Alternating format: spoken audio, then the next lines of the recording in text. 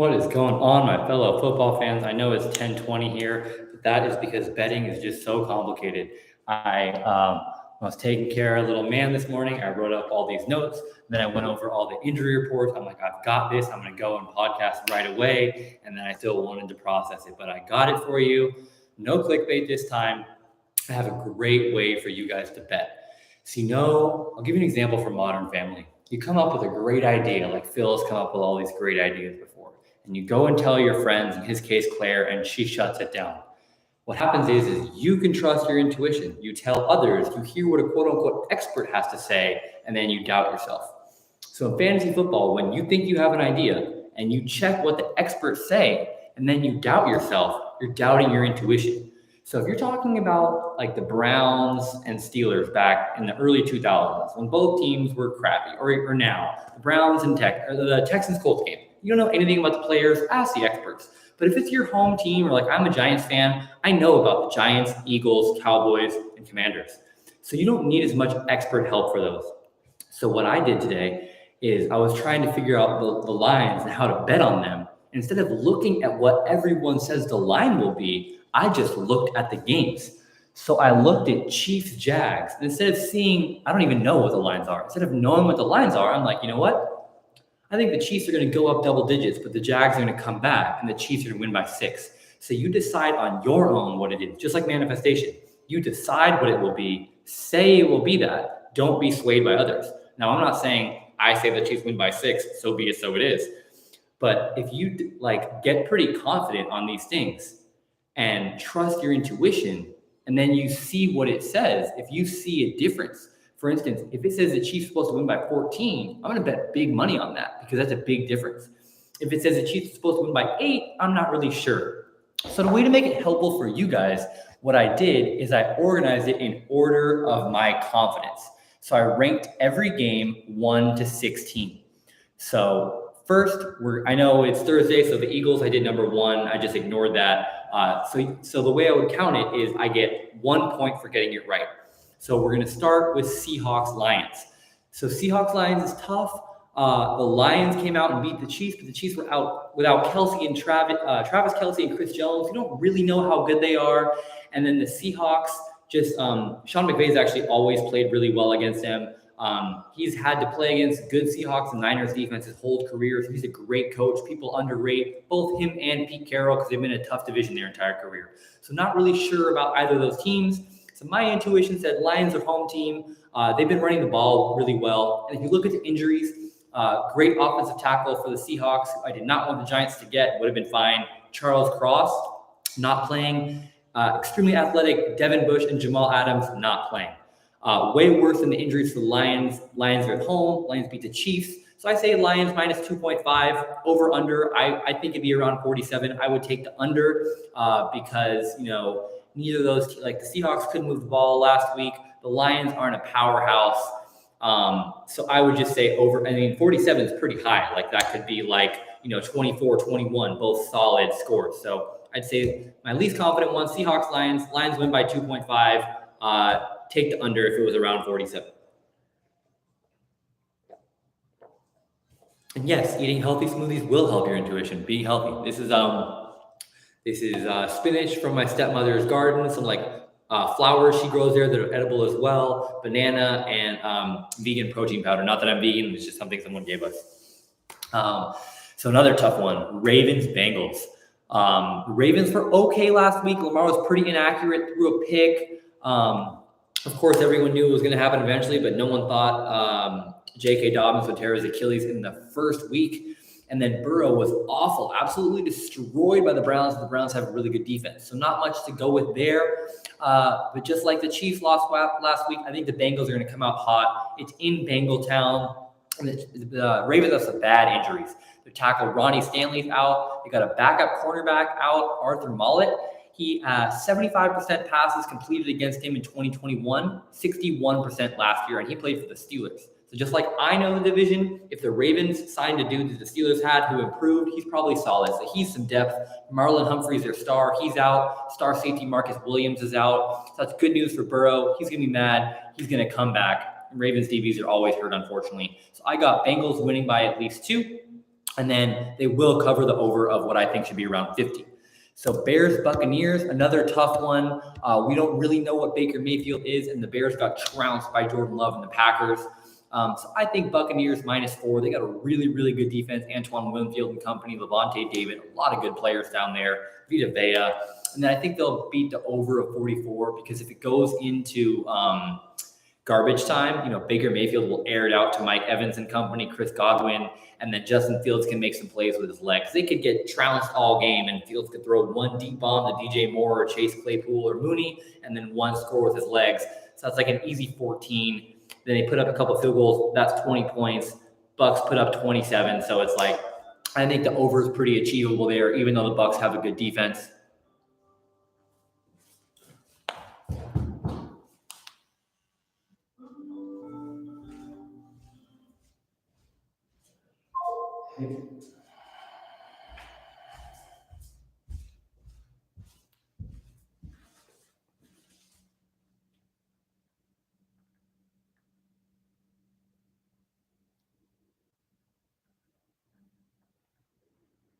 Sorry, that was baby issues. As I said, I planned this. I thought I had it already, but things are more complicated than they seem. So running on along.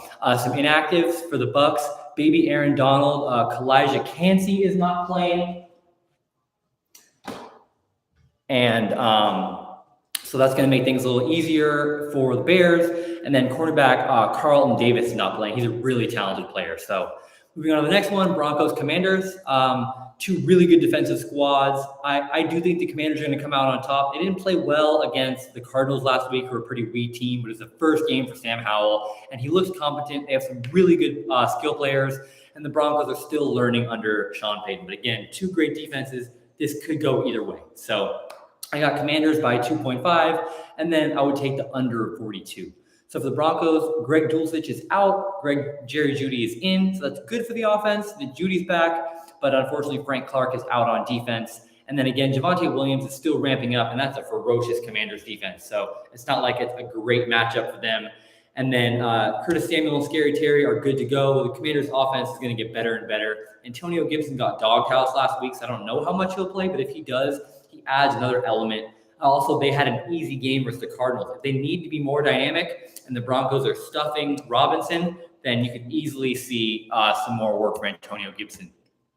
So Packers-Falcons, again, when I say with betting, I meant to say at the beginning, avoid unknowns. So when you have a franchise like the Saints, they always play solid football. Some teams like the Chargers and Cowboys will vary from week to week. They do really weird things. Rookie quarterbacks, young quarterbacks do weird things. Jordan Love put up 38 week 1 against the Bears. Who knows what he's going to do against the Falcons? AJ Terrell is one of the best young cornerbacks in the league. Jeff Okudah is out, but if Okudah was in there, that's going to be a lot tougher of a matchup, especially with Christian Watson, left tackle David Bakhtiari, and AJ Dillon is starting because Aaron Jones is out. So lots of injuries for the Packers. I do not think they're going to drop 38 again. I actually think it's going to be a tougher defensive matchup, more of a defensive game, especially with them taking it easy on the young quarterbacks maybe. So I've got the Packers still winning by at least 4, and then I'm going to take the under of 42. And then another under of 42, Saints-Panthers. I just said I trust the Saints, but I'm going to have them winning by at least 7 because I do not trust the Panthers. They had some really good games last year, ran the ball really well. Now they have Miles Sanders, and that defense is really good. Brian Burns and company, they've got some great playmakers on that defense. Jeremy Chinn's really good, but there's just not enough playmakers for Bryce Young. Adam Thielen is solid, a good veteran dude who's underrated, but he's been dinged up. Jonathan Mingo is athletic, but hasn't built a rapport with Bryce Young yet. And then DJ Chark's been banged up, and Hayden Hurst is not all that great. And neither is the offensive line because Miles Sanders didn't get all that much going. So I do think the Panthers, they couldn't even move the ball against the Falcons, who aren't a great defense. So I do think this could be a low-scoring game. And, Michael Thomas could easily get injured, as he often does. And the Panthers have a good defense, so they could have a chance to keep Olave under check. So I think this could be a low-scoring game. But I do love the defense in the future for the Panthers. That being said, they get one more playmaker. If Mingo, thrives with Bryce Young and they get a rookie next year, that could be a really, really good future. So Dolphins-Patriots, this could be a shootout. The highest plus minus I think I got over on 53. Terran Armstead, athletic left tackle for the Dolphins, is set to come back, so that's going to make the offense even better. Unfortunately, Jalen Phillips, disruptive pass rusher from the U, has questionable the back issue, and when you're 6'6", 250 pounds, and you have a back issue, that's not good. Speaking of big dudes, Trent Brown, the 6'8", 380-pound left tackle, who actually moves pretty well for the Patriots, has a concussion, so he might not be able to play. Big surprise, Devontae Parker is questionable, as always. I doubt he'll play because he never does, even though he's one of the best contested pass catchers out there. So for this one, again, the Dolphins move the ball at ease against the Chargers, and then now are getting Terran Armstead back. They're just going to put up too many points for the Patriots to keep up with. But again, the Patriots kept up with the Super Bowl playing Eagles last year.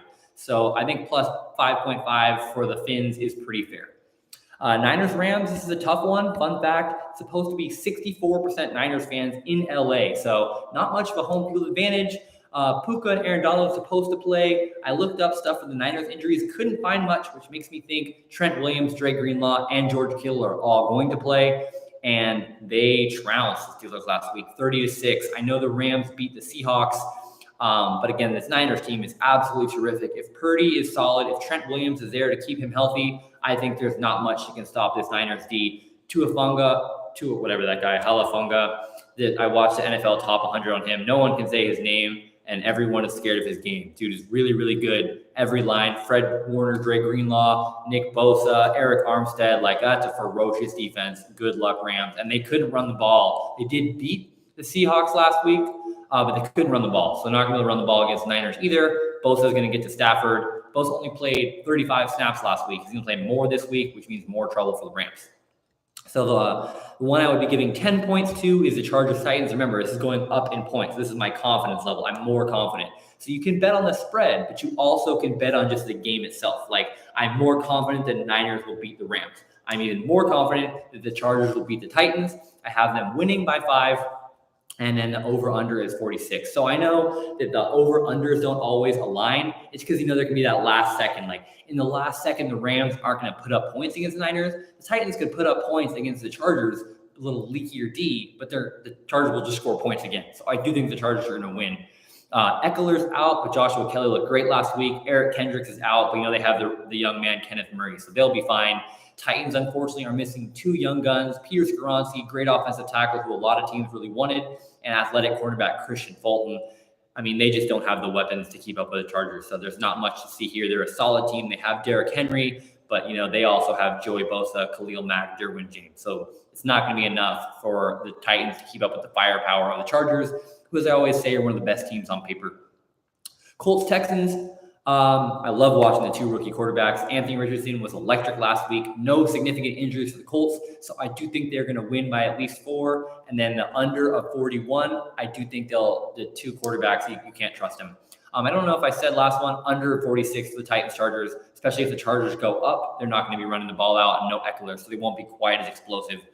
So for the Texans, another reason not to bet on them, their offensive tackle Laramie Tunsil is out. And their exciting second-year player, Jalen Peter, is questionable. Dude is really exciting. 147 tackles, 5 interceptions, dropped 4 more last year. Had 31 total defensive stops, getting the running back, not off after allowing coverage. But 36 missed tackles, led the NFL by a massive margin. So you bring in Jimmy Ward now, so they have the more of the free safety, the strong safety. That's a solid defensive core, along with Derek Stingley over there. So that's an exciting D for Lovie Smith to work with. It's not going to be fun for the Colts, but again, the Laramie Tunsil injury and the Texans just not being a complete team, I do think the Colts are going to take it. Browns, Steelers. Steelers got trounced last week, and the Browns trounced, so there's not much to say here. I say Browns by at least 6. Also, Deontay Johnson is out. So Browns by at least 6, and we're going to go with the under of 44. Same thing, Chiefs, Jags. No notable injuries for either teams. Jags did great, looked great, have some exciting pieces on both sides of the ball. But Travis Kelce's back. Chris Jones is back. Chiefs are the best team in the league. Chiefs by at least 6. We're going to take actually the highest over 55. Both these teams can put up points in bunches. Giants, Cardinals. Cardinals looked competent last week, and my Giants got destroyed at home, unfortunately, now that they're on the road. But they are a better team They are not going to want to go out. I'm going to want them to tank at the end of the year and get a good draft pick. But at this point, we need to win some respect, and they're going to do that. Unfortunately, Azeez Ojulari, quite possibly our best pass rusher, play for play, like actually getting to the quarterback, is not there. Kayvon's really good. What usually happens, he gets double teamed. And so then it allows Azeez to come through. So you can argue that Kayvon's better, but he can't beat the double team as much, but he does draw that double team, and he gets held like every play, and they don't call it. Wandale, unfortunately, is doubtful, and left tackle Andrew Thomas is questionable, so we need him. If he's not there, we could be screwed. But we actually ran the ball better than it looks like we did against the Cowboys, so we should be able to move the ball just fine against the Cardinals. One of their inside linebackers is not playing. Their nose tackle is not playing, so you should be able to slam it right up the middle. And Budda Baker hurt his hamstring on Friday. Dude's a warrior. If you watch his top 100 from last year, he actually got like a bad ankle sprain, was supposed to miss a week or two, got a pick the next week, and like ran it back 60 yards like little jackrabbit he is. So he will probably play, but he's going to be limited. And they're already missing Isaiah Simmons because we took him. So excited about that. He didn't get much snaps last week, but he had a really, really good stop of Tony Pollard on a third down. So they're already thin. They're missing a linebacker, missing their nose tackle. Giants should be able to take this easily. I've got us winning by at least 4, but it should be not a shootout at all. I'm going under on 42. Raiders, Bills, total stink fest. Jacoby Myers isn't playing. Chandler Jones isn't playing. Raiders are going to lose by 2 touchdowns. I got minus 13. Bills did not like what happened with the Jets. They're going to take it out on the Raiders. I've got over 49 points being scored in this game. And all the Bills are missing is second-year corner Kaiir Elam. Josh Allen's going to go to town. You can book that. My favorite player in the league. I love that man. And last but not least, Jets-Cowboys. The Jets beat the Bills, lost Aaron Rodgers, but with Zach Wilson, beat the Bills. So they are not a team to be slept on. That being said, the Cowboys are better. So I got the Cowboys at -8 under 40. But a lot of people, I think you should bet on the Jets to cover that -8. If because in real life the line's probably higher. If the line's like double digits, I would take the Jets. -8, I would probably avoid it. I would just bet on the Cowboys to win outright. But those are both really, really good defensive teams, so definitely under 40. And if the Jets aren't putting up points, the Cowboys are going to pull their players like they pulled Micah Parsons against the Giants last week. So they're not going to be putting Dak or CeeDee Lamb in danger. And then I missed the Thursday game, Vikings-Eagles. What my gut says I would have said was I would have said Eagles -5 because the Vikings are the kind of team that can come back, which is what they ended up doing. And I would have said under 55 points. And those are both really good guesses, but just slightly wrong. 34-28 is 6, so just off there, and then 62 points, so just over the 55. But, it's hard to say what I would have said knowing the score, but I would have kind of guessed around there. And then really sad news, Alexander Mattison said he got 60 disgustingly disrespectful texts about his fantasy performance. I did tell some people that he's not that guy, and it's easier. Like, remember Lamont Jordan used to sub for Curtis Martin, and then he had 5 yards per carry, goes and gets a full team for the Raiders, and it's just not the same. So same for Madison. You take Cook out of the situation, everyone game plan for him, and he's just not that guy as much. He's solid though, but he's not the 3rd round fantasy pick that people thought. So, but it's a damn shame that people said that. It's completely horrible. I'm so sorry that happened. I got to wrap it up. Thank you for making it this far. I get so excited, so wrapped up. I forget to say, like, comment, share with a friend who might like this, and if you want to share some food, check out Floodwater in Mill Valley. I absolutely love it. I don't drink anymore, but it's my favorite bar in the world. They've got flat screen TVs everywhere. I used to work there, but this is not a paid ad. I just love that place so much.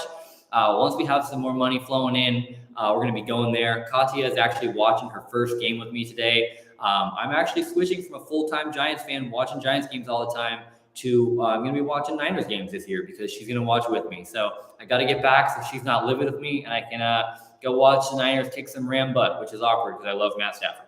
So thanks again for tuning in. Have a good one, you guys.